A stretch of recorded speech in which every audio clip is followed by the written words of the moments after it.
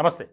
తెలంగాణలో రేవంత్ సర్కార్ 100 రోజులు పాలన పూర్తి చేసుకున్నటువంటి సందర్భంగా మీట్ ద మీడియా అనే కార్యక్రమాన్ని ఏర్పాటు చేసి మీడియా ప్రతినిధులతో ముఖ్యమంత్రి రేవంత్ రెడ్డి చాలా కీలకమైనటువంటి అంశాలపై మాట్లాడారు. ఇప్పుడు అదే ప్రధానమైనటువంటి చర్చగా రాష్ట్రంలో జరుగుతుంది. ముఖ్యంగా ఈ 100 రోజుల పాలనలో అనేక రకాలుగా ఒడిదుడుకులు, ఎన్నో ఇబ్బందులు, అనేక రకాలుగా ఆరోపణలు, విమర్శలు ఎదుర్కొంటూనే ప్రజలకు సేవ చేస్తూ వస్తున్నాం. చాలా ముఖ్యమైనటువంటి అంశం ఏంటంటే, మేము పాలకులం కాదు, సేవకులమే అని చెప్పి చాలా క్లియర్ కట్గా చెప్పినటువంటి సందర్భం.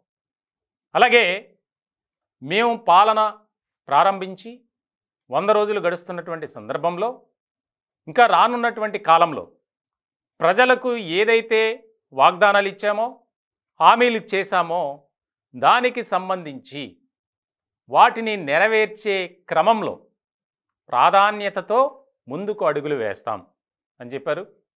పార్లమెంట్ ఎన్నికలకు సంబంధించి ఎలక్షన్ కోడ్ అమల్లో ఉండటం వల్ల కొన్ని పథకాలకు బ్రేక్ వేయాల్సి వస్తుంది. అంతే తప్ప ప్రత్యర్థి రాజకీయ పార్టీలు చెప్పినట్లు మేమైతే వెనుకడుగు వేసేదే లేదు. ఈ 10 ఏళ్లలో రాష్ట్రాన్ని సర్వనాశనం చేసినటువంటి బీఆర్ఎస్ పార్టీ, ఆ పార్టీలో ఉన్నటువంటి ముఖ్యమైనటువంటి నేతలకు ప్రజలే బుద్ధి చెప్పారు. ఇక ముందు కూడా అనేక రకాల అక్రమాలు, అవినీతిలో కూరుకుపోయి వారే బయటపడతారు అని కీలకమైనటువంటి వ్యాఖ్యలు చేశారు.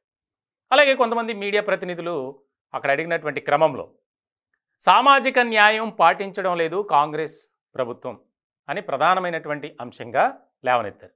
దానికి సంబంధించి సీఎం ఆఫీసులో కానీ, ఇతర నామినేటెడ్ పదవుల్లో కానీ, అలాగే మంత్రుల పదవులకు కేటాయింపులు కానీ, వీటన్నిటి విషయంలో ఆయన చాలా క్లియర్గా చెప్పారు.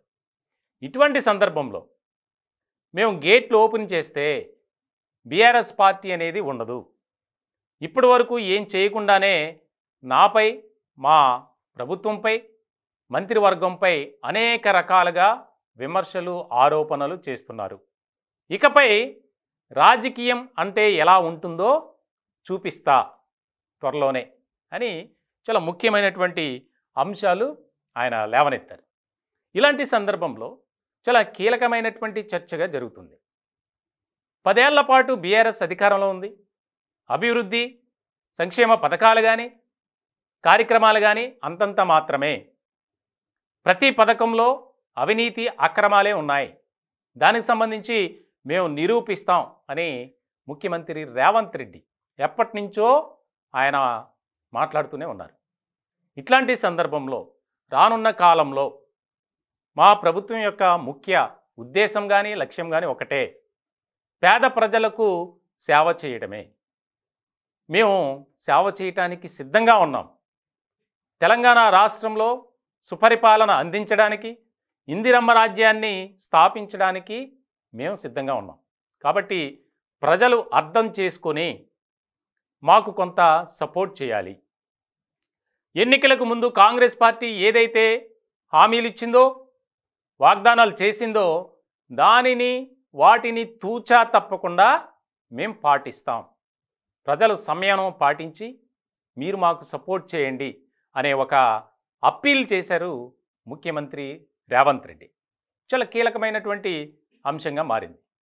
ఇప్పటికే కాంగ్రెస్ పాలనపై బీఆర్ఎస్ తీవ్రమైనటువంటి స్థాయిలో విరుచుకుపడుతుంది. ఇట్లాంటి క్రమంలో ముఖ్యమైనటువంటి అంశంగా ఇది మారింది. కేవలం 100 రోజుల పాలనే కాదు, మేము ఈ 5 ఏళ్లలో ఎలాంటి పాలన అందిస్తాం, ఎలాంటి సంక్షేమ పథకాలు ప్రవేశపెడతాం, ఏ రకంగా ప్రజలకు చేరువగా ఉంటూ ముందుకు వెళ్తాం అనేది ఇక్కడ కీలకంగా మారింది. మీరు మమ్మల్ని అర్థం చేసుకుని మాకు సపోర్ట్ చేయండి అని ముఖ్యమంత్రి రేవంత్ రెడ్డి చెప్పినటువంటి మాటలు ఇప్పుడు ఆసక్తికరమైనటువంటి పరిణామంగా మారాయి.